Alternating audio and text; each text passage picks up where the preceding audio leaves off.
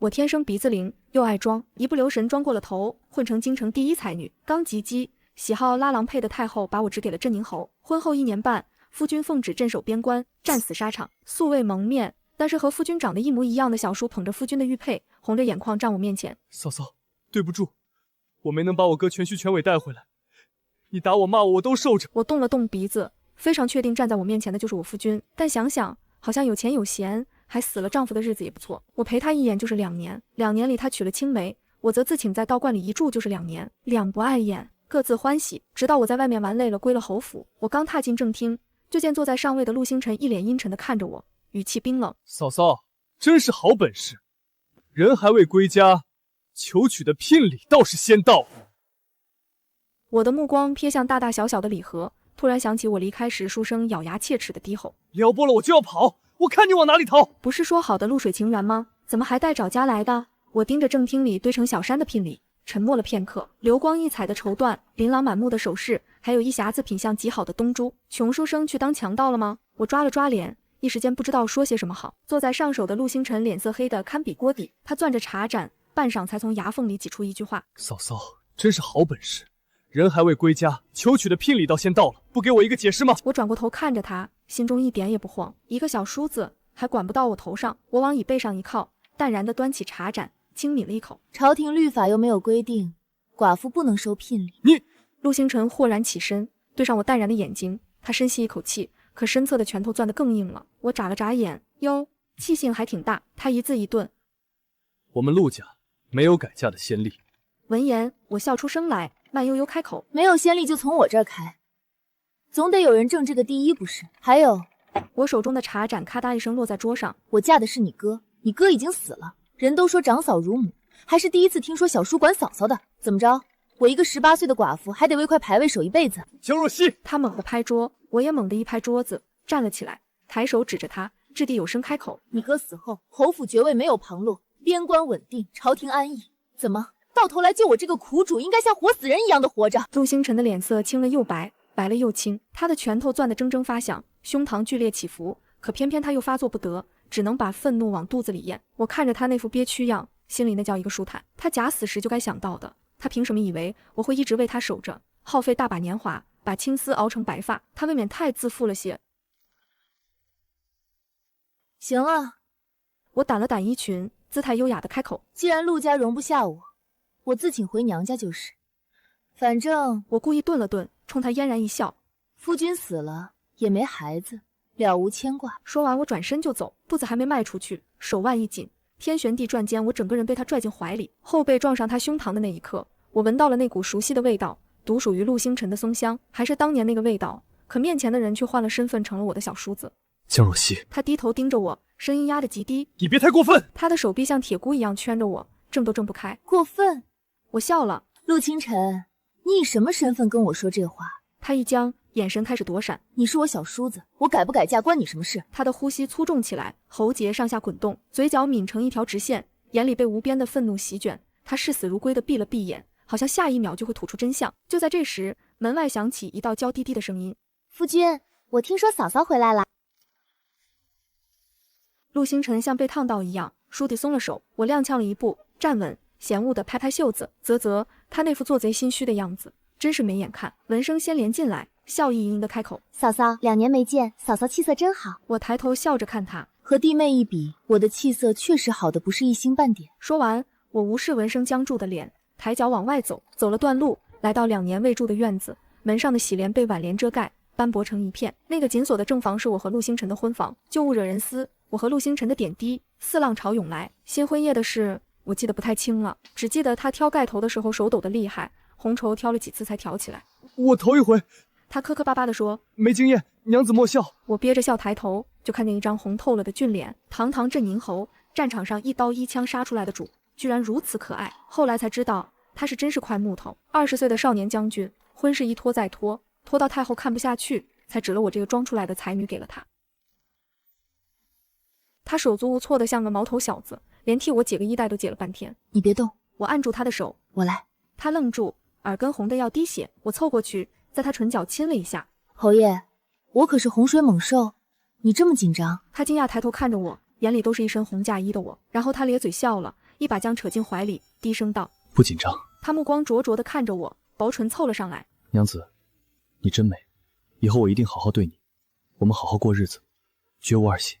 最后的话消失在彼此的唇齿间。他说的，我没有怀疑，也没有轻信。那1年里，他确实待我很好。我说想去城外踏青，他二话不说打马带我去。我说想吃城南的糖糕，他下朝会特意绕弯去买。我一度觉得这样好像也不错，直到文生投奔而来，都变了。起先，文生是不敢太放肆，他初来乍到，寄人篱下，总要装出一副柔弱无害的模样。第一次当着我面来请陆星辰是在他来的3天后。那日陆星辰难得休沐，陪我在院子里赏花。他摘了一朵海棠，笨手笨脚的想往我鬓边簪，簪了半天没簪进去，反倒把我头发扯散了。我正笑着骂他笨，丫鬟就在这时来了。侯爷，我们姑娘突然晕倒了，我们姑娘在这里只认识侯爷，怒斗胆来请王爷。言罢，丫鬟的头重重磕在地上，语气哽咽。我抬头看着陆星辰，他的手一顿，他颇为为难地看着我。我没说话啊，只是把海棠花从他手里抽出来，捏着自己手里。侯爷怎么看？我笑着捻着花看着他，他踌躇了一瞬，开口：“若曦，我去就回。”望着他离去的身影，我把手里的花随意地扔进池塘，被鱼儿咬得花瓣凋零。贴身丫鬟东果为我打抱不平：“小姐，我看着文小姐不是什么省油的灯。”我轻则出声：“这就是姜太公钓鱼，侯爷喜欢上钩，我们谁也挡不住。”我转身朝着卧房而去，他一去就是2个时辰，回来时天都黑了。他扯着我的手和我解释：“若曦，我也是看在小时的情谊上看顾他些，你不要多想。我们以前没有什么，现在和以后也不会有什么。此生我最爱你。”他说完俯身，一个吻吻在我的额头。我伸出手推开他，笑语盈盈的发问：“若以后文叔每次不舒服都来找你呢？”他一把握住我的手，郑重的开口：“怎会？下次我一定拒了他。”他随手挥下了床幔，压了上来。次日，我和陆星辰共用午膳，破天荒的他只食了几口就说饱了，去了书房。等他走后，东果撅着嘴，小声嘟囔开口：“可不是饱了，我若是喝上那1碗甜汤，再吃6个糕点，我是一点都吃不下去。”细问之下，我才知道在午膳前，文生已经早早做了午膳，送去了书房，美名其曰答谢昨日陆星辰的救命之恩。闻言，我无声地搅动了一下汤匙，平淡地开口吩咐：“以后侯爷的午膳就不准备了，省得浪费。”东果捂着嘴，笑着下去吩咐：“这昨日的誓言，今日就嚼吧嚼吧一起吃进了肚子里了。”果然，男的话是用来听的，不是用来信的。可能装病的招数确实是用的没有新意了。他又开始频繁地向陆星辰书房里送糕点，请教学问。真是不知道他一个将军对古文能有什么别样的见解。文生再一次找上来时，我正被陆星辰圈在怀里，描摹字帖。文生一身白衣，手里端着食盒，欲言又止地看着我俩，两息后轻咬着下唇开口：“既然姐姐在，那我就不打扰侯爷了。”他低下头，露出一段洁白的脖颈，姿态放得很低，真是我见犹怜。就在他即将退出视野时，陆星辰眼神里的不忍一闪而过，中出声喊住了他：“文生，是不是又做了点心？正好我饿了。”说这话时，他的眼神飘向我，我把手里的毛笔放下，稳稳地坐在太师椅上，看着陆星辰朝着文生走过去，两人才像是亲密无间的夫妻。这一刻，我突然觉得倦了，这琴瑟和鸣我是有点装不下去了。我就这样带着笑，托着腮，看着两人旁若无人的边吃边笑。文生笑着把视线投向我，触及我的眼神一下变得怯懦下来，轻声开口：“我以后再也不给侯爷送糕点了，姐姐不要赶我走。”说着，他扑通一声跪了下来。他身旁的陆星辰微微蹙眉，还未等他开口，我就起身把他扶了起来。我怎么会生气？有人能替我照顾侯爷，还是如此心灵手巧的人，我高兴还来不及呢。文生被我扶了起来，抬眼看我的目光带着一丝狐疑，只有陆星辰脸色一瞬间变得难堪，像是被糕点噎到了一样。那天夜里，他从背后拥住我，咬牙切齿地开口：“江若曦，你倒是大方。”我转头轻轻推开了他，轻声开口：“总归是侯爷的旧时，我怎么也要让他有宾至如归的感觉，不是？”放在腰间的手骤然用力，掐得我轻呼出声，感受着他的变化。我再次推开了他，诚恳地开口：“侯爷，我今日不舒服，早些歇息吧。”转过身，闭上了眼。一会身后传来他泄愤踹被子的声音。从那以后，好像文生再没有往陆星辰的书房送过糕点。可也就2日，他又有了新的妖要做。夜里，衣衫刚解，门外就响起丫鬟的声音：“我们姑娘被梦魇住了，您一身正气定能驱散邪祟，求您救救我们姑娘吧。”他刚伏在我身上的躯体僵在那里，进也不是，退也不是。我扯过被子盖好，淡淡道：“既然妹妹如此需要侯爷，你就去给文生去医一医。”话刚出口，他一双在黑暗中熠熠生辉的眸子紧紧盯着我，下一秒抬起我的下巴开口：“竟不知夫人这样懂事，尚赶着把我往外推。”而后铺天盖地的吻落了下来。那一晚，文生第一次计谋落空。可次日，文生就笑语盈盈地找上了门，他拿着一块玉佩在我面前晃了晃。嫂嫂可认得这个？我当然认得，那是我江家给陆家的回礼，一块同心玉佩，寓意夫妻同心。我说这几日怎么没见陆星辰佩戴过，原来是给了旁人。文生笑盈盈开口：我只是说了一句好看，侯爷就摘下来给我把玩。听说是嫂嫂家的物件呢，嫂嫂看着可眼熟。我看着他那张脸，看着他眼底的得意，毫无征兆，一巴掌扇过去。他尖叫一声，捂着脸踉跄后退，失声尖叫：江若曦，你敢打我！我冷笑出声：打的就是你，你算什么东西，也配拿我江家的东西？东果，给我打！我低声开口，摩拳擦掌的东果拽过他左右开弓，他嘤嘤的哭，哭声撕心裂肺。住手！他急匆匆而来，身上的朝服都没来得及换，他把东果甩开，文生顺势扑进他怀里，哭得梨花带雨。星辰哥哥，嫂嫂打我，我命苦啊，我就不该活在这个世上。他低头看他，又抬头看我，那眼神我到现在都记得，是厌恶、愤怒和一丝辨不明的情绪杂糅在一起。你为何要打他？文生向来温柔可信，你为何要欺负他？他板着脸，浑身属于将军的肃杀之气在氤氲。可我不怕，本就不是我的错，我何惧之有？我把手里的玉佩往地上一摔，同心玉佩碎成了两半。我打他还要向你禀报，那他犯贱有没有向你禀报？我定定地看着他，高抬着头，他的眼神落在碎了的玉佩上，瞳孔一震。文希窝在他怀里呻吟出声，他眼底的那一丝愧疚散了，轻抿了一下唇，不敢和我对视。把夫人禁足，没有我的允许，不准出院子。我嗤笑出声，禁足而已，又不是没禁过，有书看，有茶喝，还有人伺候，比在外面看他们卿卿我强多了。禁足的第4天夜里，他来了，带着一身的酒气，站在我床前。若曦，他唤我，我翻了个身，背对着他。他沉默了一会儿，躺下来，从背后抱住我。别生气了，他的声音闷闷的。是我不好。我没动。我把城南那间铺子上的新货都给你。他凑过来，下巴抵在我肩头，温声开口：莫生气了，气大伤身。你那天确实做得太过分。我一把推开他的手，打断他的话：我累了，睡吧。他僵住，半晌，他低声道：好。可第二天，城南铺子送来的东西被陆星辰劫到文生的院子里，听说赏了府医，赏了丫鬟婆子，还把我最喜欢的珊瑚发簪亲手戴在了文生的头上。一切都因为初为人父的欢喜，文生诊出了喜脉。他来找我时已是深夜，他站在院子里，支支吾吾，欲言又止。文生她怀了我的孩子。我坐在贵妃椅上，闭着眼没有看他，两息后平淡的开口：你把她收了吧，你都让她怀上了，还能怎么办？他的声音变得低哑。你就不说点其他的吗？不然呢？我睁开眼看着他。你想看我发疯，还是带人把文生沉塘？他盯着我，盯了很久，久到我以为他没有话要和我说，可他充满怒气开口：好，很好，江若曦，你会后悔的。然后拂袖而去。后悔？我站在门口，看着他远去的背影，忽然想笑。直到1个月后，镇宁后战死沙场，尸骨无存。我站在灵堂里，看着那块牌位，忽然明白了他那句话的意思：你会后悔的。这就是他让我后悔的方式。哈，什么鬼畜的法子？想明白后，我当即跪下去，哭得撕心裂肺。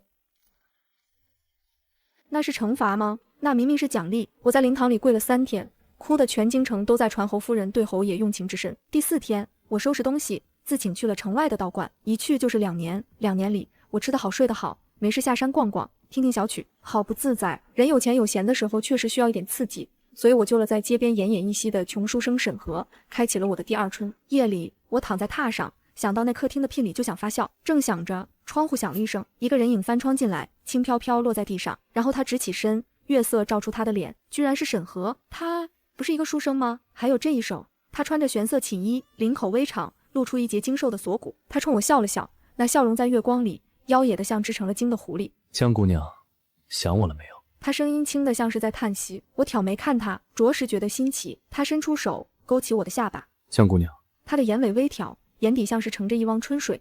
真是好狠的心，说丢下我就抛得一干二净，是我没讨江姑娘欢心吗？他俯身下来，唇几乎贴着我的唇，他的气息喷在我脸上。我抬手抵住沈河的胸膛，眉眼含笑，语气调侃的开口：几日不见，去妖精窝修炼去了？话说完，沈河便轻轻握住我抵在他胸膛的手，顺势将我温柔拥入怀中，动作轻柔却带着不容拒绝的亲密。我轻轻怔了一下，没能挣开，反而被沈河顺势揽着我的后背，轻轻带倒在榻上。我们依旧维持着紧密的相拥姿态，沈河侧身陪着我，手掌轻轻护着我的后背。沈河抬手托住我的后脑，额头轻轻抵着我的额头。我们气息交织，他的眼神温柔却带着几分执拗，亲昵的像是要将我揉进他的怀里。我被他缠得无奈，微微偏头，轻轻咬了一下他的肩膀，力度轻柔，带着几分娇嗔。沈河喉咙里溢出一声低沉的闷笑，稍稍退开少许，眼底满是宠溺，语气调侃地说：“江姑娘，你咬人。”我靠在榻上，胸口微微起伏，喘着气，眼神带着几分嗔怪瞪着他，语气带着几分慌乱与倔强。你先动的手。沈河低低笑起来，那笑声从他的胸腔里震出来，震得我心跳都乱了。他的手掌依旧轻轻揽着我的肩，他又缓缓凑过来，眼底满是温柔情愫，笔尖轻轻蹭了蹭我的脸颊，只是安静地凝视着我。就在这时，门被一脚踹开，沈河的动作顿了一瞬，然后轻笑一声：“真扫兴。”他在我耳边低语：“我下次再来。”话音刚落，他身形一闪，翻窗而出。我撑着他坐起来，看着门口那个浑身煞气的陆星辰，他一步步走进来，眼底血红，像是要吃人。他是谁？他的声音哑得不像话，目眦欲裂地望着我，我只是抬头笑语盈盈地望着他，一言不发。他走到我面前，忽然伸手掐住了我的脖子，怒气彻底冲垮了理智。我问你，他是谁？我被他掐得喘不上气，眼前一阵阵发黑。可这时我偏偏笑出了声：“你管得着吗，小叔子？”小叔子3个字给我咬得很轻。他眼底赤红，手骤然收紧。荡妇，去死！我拔掉头上的簪子，想也没想，抬手就刺。他吃痛，倏地松开手，簪子扎在他肩头，血阴出来。他低头看了看那伤口，又抬头看我，脸色颓唐。明知道我不会真的伤你，你居然还是伤了我。他捂着胸口，不可置信地看着我，神情悲伤。我捂着脖子大口的喘气，眼角有温热的泪滴因为窒息而坠落。他触及我的眼神，暴怒一瞬间好像收敛。他单膝跪在我的身前，抬头仰望着我，颤抖着唇开口：“若曦，我是陆星辰，我没死，我不允许你改嫁，你这辈子只能是我的娘子。”话落，他面无表情地从胸口拔下簪子，抬手把簪子插在了我的发髻间。半晌，我轻笑着看着他，一字一顿开口：“说什么胡话？我夫君死了2年了，小叔，如今你也有了夫人，再别说这样的胡闹。”他愣住：“你走吧，让人看见小叔子半夜在寡嫂屋子里，不好看。”许久，他开口：“若曦，我叫你走，滚呐！”凭什么他想死就死，想复活就复活？我偏不认他。我江若曦从来就不是一个软柿子。再次见到我沈河是在2天后，他穿着小厮的衣服，笑语盈盈地看着我。我抬手挥退了其他人，勾着他的衣领，笑着开口：“沈河，你不是想让我嫁给你吗？你把我偷出去，送到我娘家如何？我摆脱了陆家就嫁你。”这几日的陆星辰举止异常，像疯了一样，日日前来，已经无所顾忌流言蜚语的架势，大有要彻底戳穿自己谎言的架势。我终究在他的地盘上，我不能用自己赌。他愣了一瞬，然后笑了，笑得眉眼弯弯，像只偷了腥的狐狸。好，他凑过来，唇贴着我的耳廓，声音暧昧低沉。不过我要收点利息。他轻轻扯着我的手腕，让我坐在他的腿上，随即伸出手臂，紧紧将我拥入怀中，手掌轻轻搭在我的腰间，指尖轻轻碰了一下腰间的软肉，语气带着几分调侃，在我耳廓边轻声开口：“胖了，娘子真是好良心。我在外面想的肝肠寸断，你倒好，在侯府吃喝不误。”说着，他收紧手臂，将我抱得更紧了些，脸颊轻轻贴在我的肩头，没有多余的暧昧动作，只是安安静静地抱着我。我微微偏头想躲开他的亲近，他却轻轻按住我的后背，依旧紧紧抱着我，眼底满是宠溺，没有再做其他举动。他好笑地看着我略显局促的模样，手掌轻轻拍了拍我的后背，语气温柔：“急什么？我只是想好好抱抱你。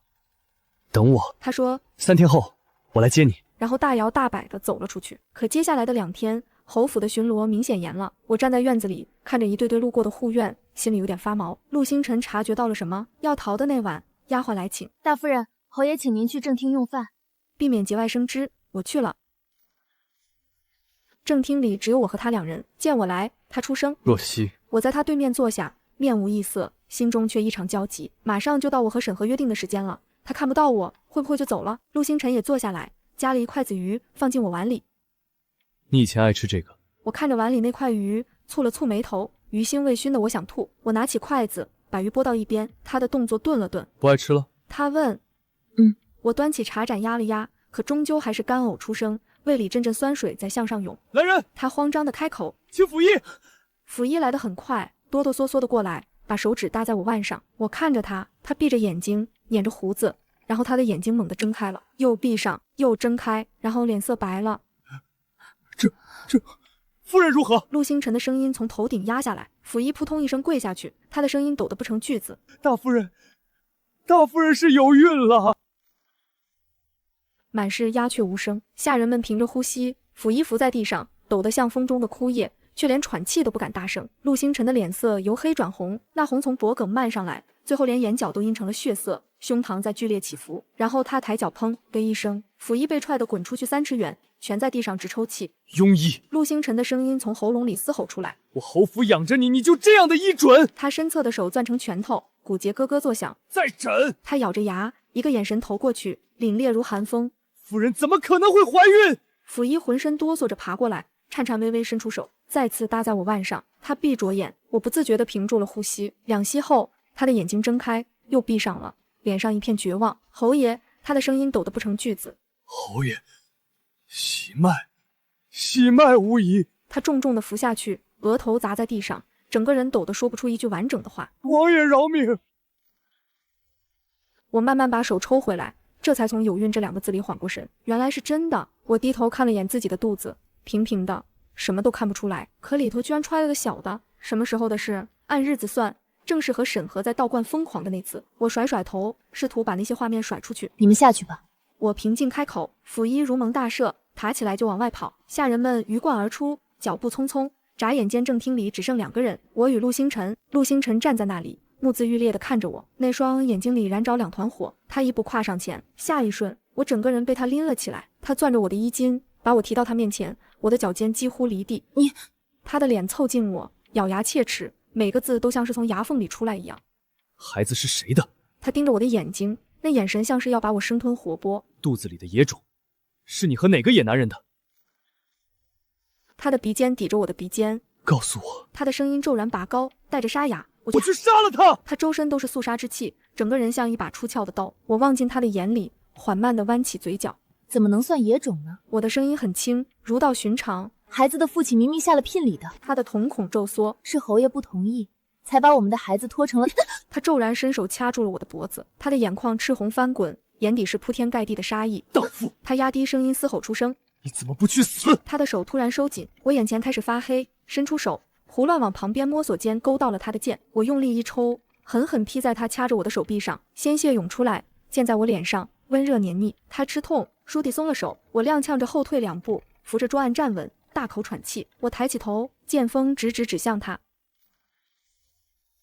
侯爷，我的声音还在抖，声音却冷静。你真是只管州官放火，不许百姓点灯。他站在那里，手臂上的血滴落在地上，可他看都没看一眼，只是盯着我。你为了你的小青梅，为了你们的孩子做了什么？你心里比我清楚。他的脸色变了变，我勾着无害的笑，仰着头望着他。我这死了男人的寡妇，与人情投意合，有了孩子，这不是顺其自然的事吗？他只是看着我，眼神复杂，有愤怒，有痛苦，还有一种我看不清的东西。他忽然动了，冲着我的剑锋一步步走过来，1步2步，剑锋抵上他的胸口，没入他的肩胛。我蹙了蹙眉，想抽回来，可他没给我机会。他抬手再次掐住了我的脖子，力道比刚才轻了些，可那双眼却让我脊背发寒，那眼底的怒火取而代之的是让人心悸的癫狂。他凑近我，鼻尖相抵。若曦，他叫我，声音很轻很柔，像是情人间的呢喃。我后背发凉。既然你不能原谅我，他的拇指轻轻摩挲着我的颈侧，那触感让我起了一层鸡皮疙瘩。我也不喜欢你肚子里的野种。他的嘴角慢慢弯起来。那我们就一起死好了，我们下辈子再做一对恩爱夫妻。他还在向前，鲜血顺着伤口溢出来，砸在地上，1滴2滴3滴。他好像感觉不到疼，只是望着我，痴痴怨怨。永远在一起好不好？脖颈上的力道骤然加重，呼吸彻底止住。明明那双温柔的眼睛似水，手下的力道却要人命，真是好一个痴情呐！我手里的剑柄松了，砸在地上。若还能给他一剑，我定会要他的命。就在一时涣散时，砰的一声，门被推开。夫君，你们这是做什么？陆星辰手上的力度猛然一松，方才那股拉着我一起死的癫狂劲儿，在闻声推门而入的瞬间彻底消散。怎么，这就不演了？看不出来吗？你的夫君要拉着我殉情呢。闻声的脸色瞬间惨白，手指死死攥着帕子，指节泛白。2息后，他强挤出一丝笑意，声音发颤：嫂嫂说笑了，夫君与我夫妻情深。说着，他泪眼盈盈地望向陆星辰，眼底满是委屈与脆弱。月光给他镀上一层柔光，衬得楚楚可怜。夫君定是酒吃多了，对不对？我看着他那副随时要晕倒的模样，心中冷笑。这套戏码几年来我看了不下80回，闭着眼都能猜到后续。可陆星辰的反应却让我吃了一惊。他的声音里只有歉意，肩胛的伤口还在渗血，殷红了半边衣襟。我们约定好的，等孩子3岁时将一切拨乱反正，让你做正室，江儿做嫡子。可我等不到那时候了。他的目光落在我脸上，灼灼发烫，抬手按在心口，声音暗哑。我放不下若曦，眼底翻涌着愧疚、痛苦与卑微的祈求。我面无表情地听着，心里只剩无聊与好笑。2年前他装死时，怎么不说放不下？许文生让他怀孩子时，怎么不说放不下？如今我怀着别人的孩子，他倒来诉深情，不过是可笑的占有欲罢了。文生踉跄着跌坐在地上，泪珠子断了线似的往下掉。那侯爷，我和江儿怎么办？亲生父亲变伯父，你让他怎么受得了？侯爷，求你可怜可怜我们母子，等江儿再大些，你再去找姐姐好不好？他说着，西行2步想去够他的衣摆，模样楚楚可怜。我忽然鼓掌，语气冰冷：真是好一段令人作呕的爱情，这么能演戏，不去戏曲梆子真是可惜了。文生的脸瞬间僵住，我转头看向陆星辰，他紧抿着唇，眼底翻涌着复杂的情绪。既然2年前你决定假死娶她，那就一直死着。你要拨乱反正，可问过我愿不愿意？我没再看他，转身走向文生，轻轻抬起他的下巴，迫使他抬头看我。你再用这样的招数恶心我，我可就真陪你玩玩了，到时候就怕你输不起。他身子一颤，我重重甩开他，便带着东国转身离去，身后没有追兵。夜风吹来，带着深秋的凉意，我扶着廊柱干呕了2声，却什么也没吐出来。东国急忙扶我，我摆了摆手，示意他继续走。回到住处，房间里空荡荡的，只有一封信静静躺在梳妆台上。我拿起展开，上面是龙飞凤舞的字迹。江若曦，你放我鸽子，再给你最后一次机会。银石后门柳树下，过期我可不候。我看着字迹，忽然轻笑，明明等了1夜没等到人，明明恼得要死，却比陆星辰可爱多了。折好信收好，我躺下闭眼，距离银石还有2个时辰。银石一到，我准时起身，穿好衣服，妥帖放好贴身银钱。推开门，我穿过回廊与跃动门，直奔后门，再有一个路口转弯，就能到约定的柳树下。我悬了1夜的心渐渐落回原处，可脚步却猛地顿住。月光下，一个长衫身影立在路中央，脸色比月色还白，眼底比夜色还沉。是陆星辰，他看着我，良久才开口，语气里满是怨怼：你要去哪里？你就这么迫不及待地去找那个野男人吗？我压下心中的惊骇，强装镇定：这是我的家，我还逛不得了。夜风吹过，他身上的酒气扑面而来，我皱了皱眉，下一瞬手腕就被他攥住，像铁箍一样勒得生疼。月光照在他脸上，双眼泛着幽光，他一字一顿地叫我的名字：江若曦，你惯会骗我，这次我再不会相信你，你别想再抛下我去找你的野男人。话音刚落，他猛地将我拽进怀里，我抬手推他，恰好推在他肩胛的伤口上。他闷哼一声，却丝毫没有松手。他低下头，眼神里既有委屈，又有怨恨，整个人看起来像疯了一样。我挣扎不开，一股邪火瞬间涌上心头，一巴掌重重抽在他脸上。陆侯爷，我的夫君2年前已经死了，他死在了战场上，尸骨无存。你一个小叔子囚禁寡塞，就不怕被世人耻笑？他的身子僵住，声音沙哑的不像话。若曦，娘子，我错了。2年前我是鬼迷心窍，从你自请去道观我就已经后悔了。我一直想找机会与你讲明，可万万没想到，等到的会是求取你的聘礼。若曦，明天我就去给皇上表明，哪怕被世人耻笑，我也要你在我身边。你生是我陆星辰的妻，死是我陆星辰的鬼，我绝不让别的男人染指你。他的手臂又紧了紧，语气里带着癫狂的决绝。我抬起手，轻轻抚上自己的小腹，笑了。那这个孩子呢？你也能心无芥蒂的接受，视如己出？他的目光移到我的小腹上，脸上的血色一点点褪去，良久才开口，语气卑微：若曦，你把野种打掉，我们重新开始好不好？我们会有自己的嫡子，侯府的座位也是他的。我轻笑出声：若我不愿意呢？凭什么你为了你的孩子能假死，能给他嫡子的名头，而我的孩子就要打掉？他的亲生父亲也不会同意。他的瞳孔骤然收缩，双眼渐渐赤红，似怒非怒，然后低低的笑了起来，抵着我的额头，声音轻得像呢喃，却带着寒意：若曦，你怕是还不知道我的手段，我是不会放过你的，这辈子做鬼也不会放过你。言毕，他猛地伸手将我死死禁锢在怀中，力道大的几乎要将我揉碎，浓重酒气扑面而来，透着偏执疯狂的戾气。我拼命挣扎推拒，却分毫挣脱不开，心底翻涌着阵阵嫌恶与寒意。我再顾不得其他，偏头狠狠一口咬在他受伤的肩头，用尽全力不肯松口。尖锐的痛感瞬间袭来，他浑身剧烈一颤，疼得倒吸一口凉气，闷哼出声，可双臂依旧死死箍着我不肯松开。他眼底血色翻涌，偏执又阴鸷地牢牢锁住我，半点没有放我离去的意思。我眼前开始发黑，就在这时，他的身形猛地一僵，攥着我腰的手渐渐松开，我趁机推开他，踉跄后退，大口喘气，才看见站在他身后的沈河。夜行衣遮脸，只露出一双满是担忧的眼，手里的剑正架在陆星辰的脖子上。沈河的目光扫过我的脸，架在陆星辰脖子上的剑又用力了2分，血丝顺着剑刃淌下。若曦，不怕，我来了。我迈步朝他走去，错身的瞬间，陆星辰的手猛地攥住我的手腕，手在抖，却攥得极紧，双眼猩红。留下来，别逼我。我低下头看着他的手，忽然明白他说的不放过不是玩笑。我袖子里划出一柄匕首，稳准狠地扎向他的胸膛，带着致命的决心。陆星辰，你若不肯放过我，那你就去死！我用力拔出匕首，鲜血喷溅在我脸上，温热黏腻。正要补刀，身后传来有序的脚步声，沈河上前揽住我的腰，拉着我后退。走！我们快步离去，身后传来陆星辰怨毒的呼喊：若曦，你跑不了的，我这辈子一定不会放过你！沈河扶着我一路穿街走巷，我被他拽着奔跑，小腹隐隐坠胀，却咬紧牙没吭声。身后的追兵呼喝声越来越远，眼看江府大门近在咫尺，前方巷口却突然涌出一队禁卫军，队伍后面跟着一顶绣着陆家族徽的轿子，是陆星辰。他居然坐着轿子也要来追我。沈河唇角勾起一抹嘲讽：我真是没想到，陆小侯爷对你这个嫂嫂倒是挺看重。我急声道：现在不是说这个的时候，得先找地方避避。他偏头看我，桃花眼微挑：看来只能先和娘子成亲，再来拜见岳父大人了。成了亲，我再带娘子来省亲。不等我反应，他攥紧我的手，钻进旁边的小巷，停在一户小院门前，青砖带瓦，门非半旧。推门进去，才发现院子虽小，却布置精巧，回廊曲折，竹影婆娑，分明是精心打理的私宅。沈郎不是说自己是穷书生吗？我含笑看着他，桃花眼带着狡黠：彼此。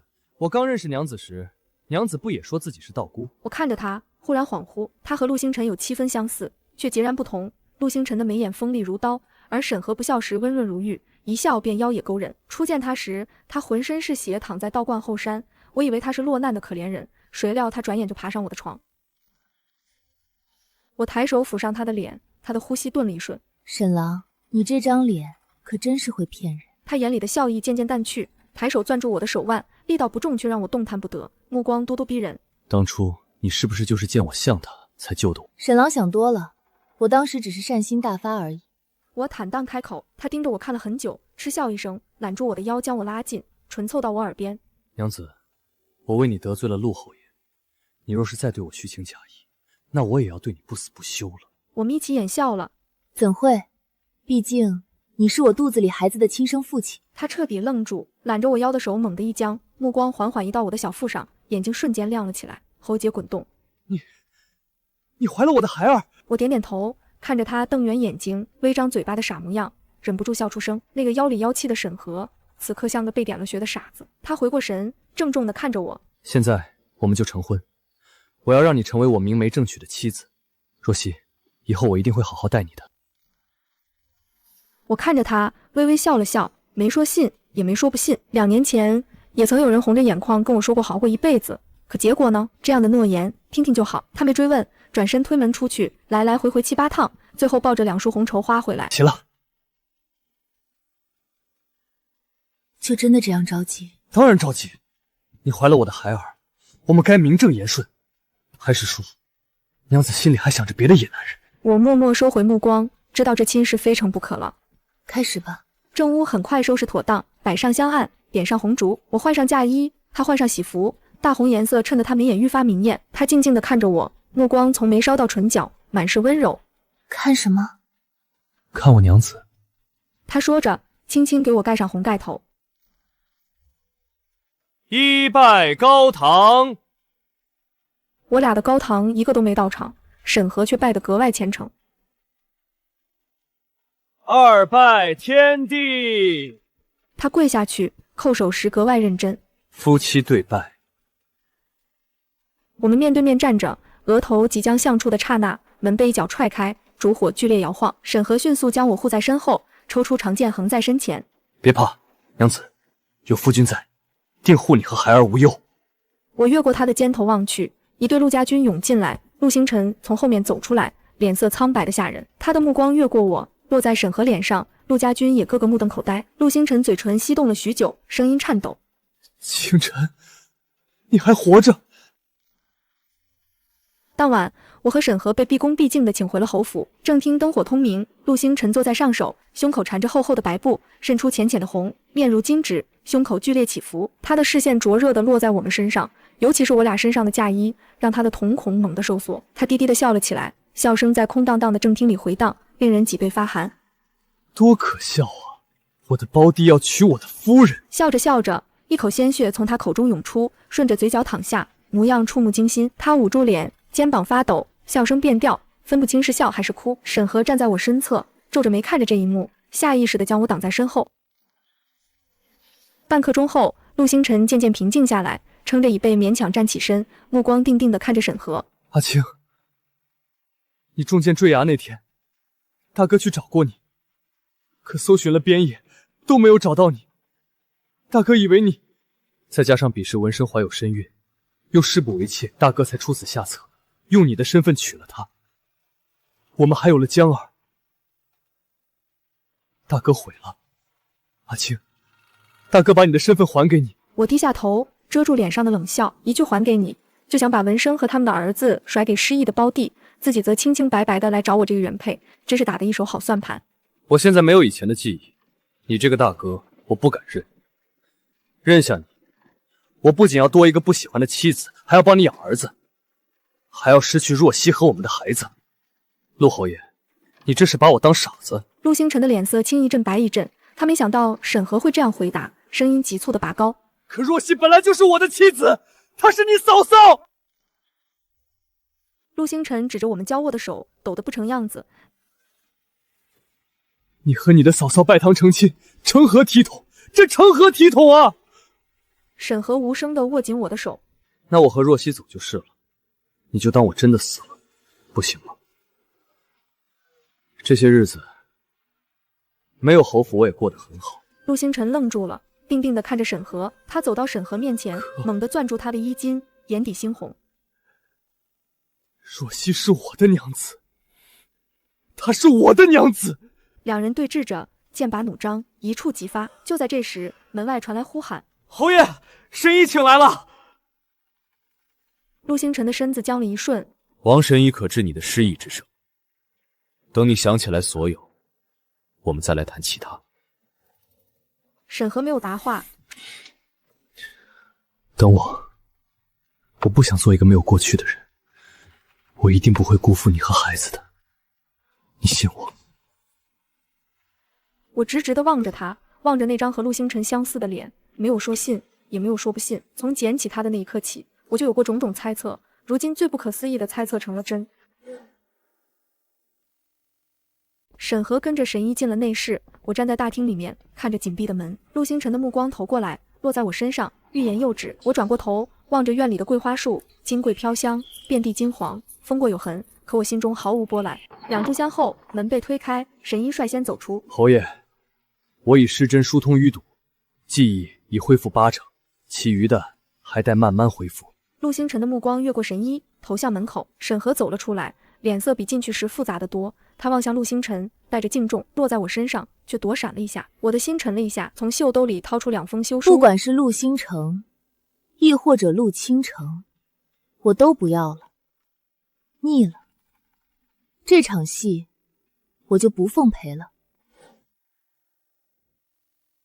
陆星辰正愣在原地，手里的休书被攥成一团。沈河快步上前：“我不是那个意思，我只是一时转变不过来这个身份，我一定会对你孩子负责的。”陆倾城，你可能还不够了解我。若我不被坚定的选择，那我就不会出现在选项里。我选择你是坚定不移，你回馈我的也该是坚定不移。少半分我宁可不要。刚刚你躲闪的眼神已经说明了一切。沈河红着眼眶，又扯住我的手，手都在抖。可是我们已经成亲了，我们还有了孩子，就因为我的犹豫，你就要放弃我吗？那孩子怎么办？我怎么办？我正要开口，一道熟悉的声音从门口传来：“怎么办？我女儿的孩子，当然由我们江府来养。”我猛地回头，母亲一身诰命服，站在门口，周身威严，目光如炬。她身后，父亲背着手站着，腰杆笔直，满脸撑腰的架势。娘，我鼻子一酸，想说什么，却被母亲打断。别说话！母亲抬手制止我，一步步走进来。一会儿我就去太后那里求公道。你们陆家未免欺人太甚！她走到陆星辰面前，我女儿哪里对不起你？你要如此羞辱她？你们想换人就换人，新婚1年半就守寡，你可曾想过她背负的是什么？若是你真的战死沙场，我江府绝无二话。可你用计谋想齐人之福，另娶新妇生了孩子，那就另当别判。若不是我今天知道，你们还想欺负我西西到何时？母亲转过身，走，跟娘回家。我江家的闺女自是尊贵，怎能任他们选来选去？我被母亲牵着往外走，路过沈河身边时，她的手指动了动，终究没有伸手。走出侯府大门，小妹，回家，姐姐给你做爱吃的糕点。哥哥抿着唇，别开眼，手攥成了拳头。嫂嫂上前扶着我，小妹，我的院子已让人打扫干净，日后你安心住下。坐在马车上，我才明白自己一直想差了。我原想自己能应对，不想劳烦他们，却不知他们从来不怕我的叨扰。皇上勒令陆清晨带着家属择日前往边关，无诏不可回京。小姐，猜猜走的是谁？边关，陆星辰要去边关了，用着陆清晨的名字。陆清晨前往边关那日，我和母亲在京城茶楼赏景，2楼临窗，茶香袅袅。我托着腮，看着楼下长街的队伍，旌旗飘扬，骑在高头大马上的人身着玄甲，腰佩长刀，脊背笔直，我一眼就认出那是陆星辰。从此兄长便胞弟，这辈子恐怕再不能拨乱反正。队伍缓缓走过长街，就在出城的那一刻，他蓦然回首，望着江府的方向，久久没有回神。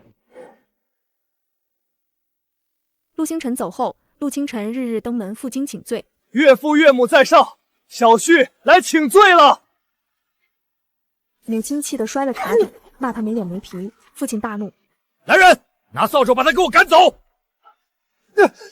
岳母大人，您就打小婿几棍出气。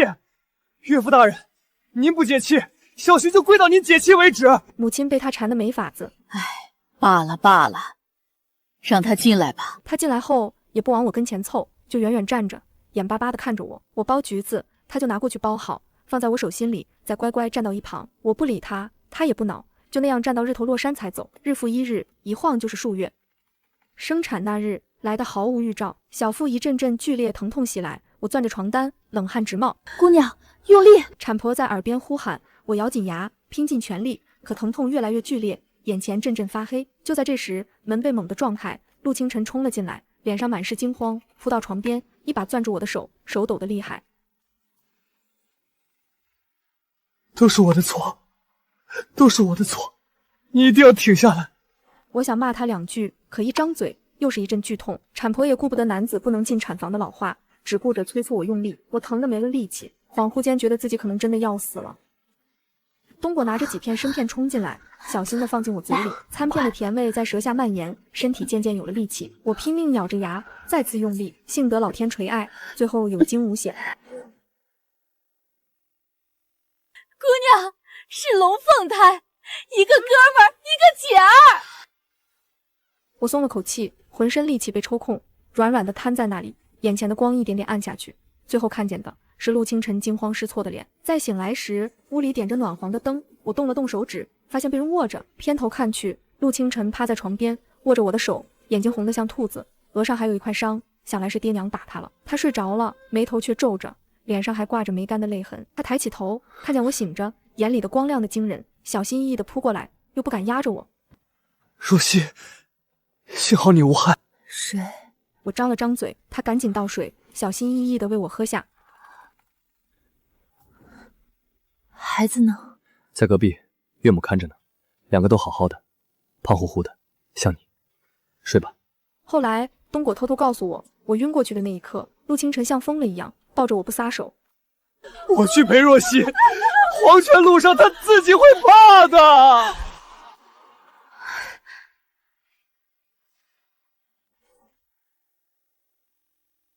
东果笑完，欲言又止。